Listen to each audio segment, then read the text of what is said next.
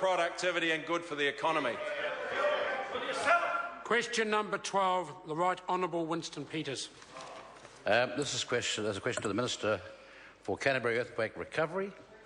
Have allegations of fraud and corruption involving Canterbury Earthquake Recovery and Rebuild contracts been raised with him as Minister? If so, what specific steps has he taken to address them? Honourable Jerry Brownlee. Mr Speaker, yes, there have been allegations sent to my office, and these have been directed to relevant agencies for investigation. Research shows that there are considerable risks of fraud and corruption in post-disaster recovery, and this is why the Interagency Fraud Group, which includes the Police and the Serious Fraud Office, have been proactively monitoring the rebuild. This is in addition to processes put in place by EQC and SERA to investigate allegations. Office of the Auditor-General is also closely monitoring the major expenditure in Canterbury. Supplementary question, Right Honourable Winston Peters. How long did it take the Minister to find out that, for example, work had been scoped, and I'll give you 4 examples, 10 piles to be done, 1 pile was done, the others were not, 9 were not, they were all invoiced. A removed, disposed, rejib ceiling, not done, but invoiced, common at the moment. Removed, disposed, replaced lining paper and paint, not done, but invoiced. Scaffolding, claimed to be used, but never ever on the property when the repair was done. How long will it take them to find that this is going on, and what's the level of the fraud? Honourable Jerry Brownlee. Mr Speaker, the PMO office, which I assume are involved in the jobs that the Minister has spoken of, have been aware right from the outset that there was potential for bad behaviour, and have therefore investigated these sorts of allegations. If the member wants to give me the details of those allegations, I'm very happy to see them prosecuted further. Now, while the member can sit there and say, I'm the Minister, there's actually been nearly 35,000 of these jobs completed. And I'm sorry, I don't have the detail of every one of them. But if he's got information that someone's ripping off the taxpayer, put it on the table so we can sort it. Order. Supplementary question, the Right Honourable Winston Peters. Is the total cost of fraud and corruption detected in the Canterbury Earthquake Recovery and Rebuild estimated to be between $130 million and $240 million? And given countless warnings that this would happen, why did he allow it to happen?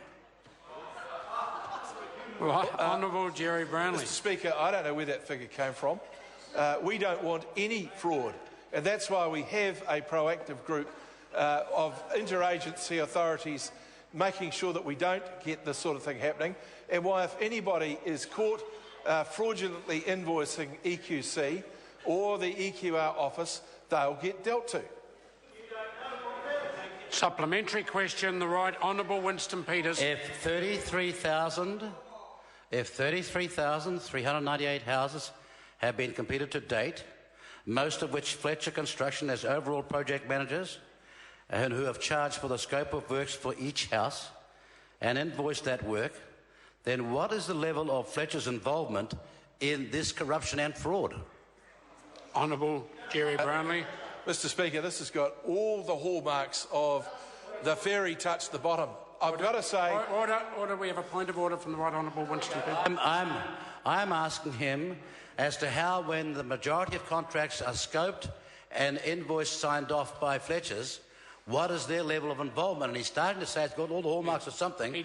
I want to know what the answer is. I think the important point is he had just started. If the member would allow the Minister to answer the question, please. Mr Speaker, the member is putting his question on the basis that he has information that, frankly, I don't have. So if he likes to give it to me, we'll take it apart.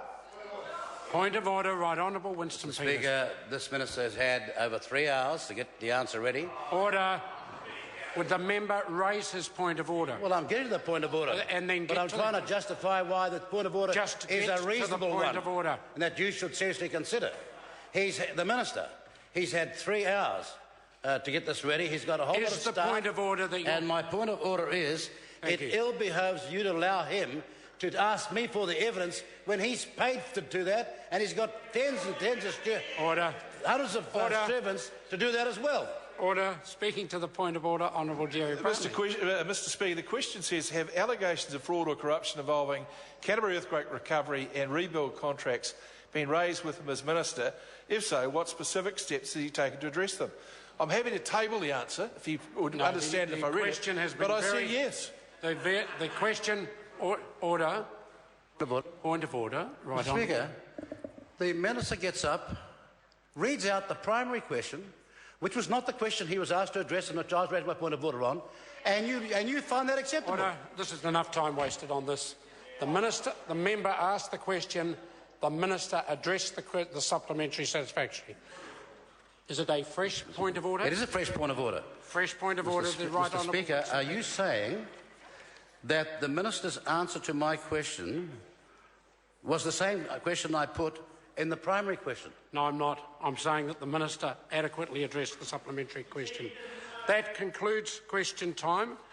Would some honourable member care to move that the House take note of miscellaneous business? Mr. Speaker, I so move. Materia Ture. Thank you, Mr. Speaker. Paul